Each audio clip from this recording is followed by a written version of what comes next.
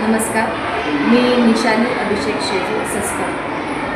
मी लोणी खुर्द प्रवरा कन्या विद्यामंदिर लोणी खुर्द या ठिकाणी सहशिक्षिका म्हणून कार्यरत आहे। माझ्याकडे इयत्ता 8वी ते 12वीचे विद्यार्थी संस्कृत हा विषय माझ्याकडे शिकतात।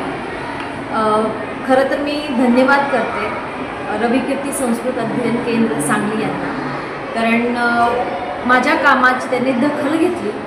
अर्थात आपण संस्कृतचे लोक कामाची दखल घेता यावी म्हणून कार्य कधीच करत नाही, पण तरी महामहोपाध्याय प्रगलाळे संस्कृत सेवा सन्मान पुरस्कार 2024-25 त्यांनी मला तो दिला। यासाठी मी खरोखर त्यांची आभारी आहे।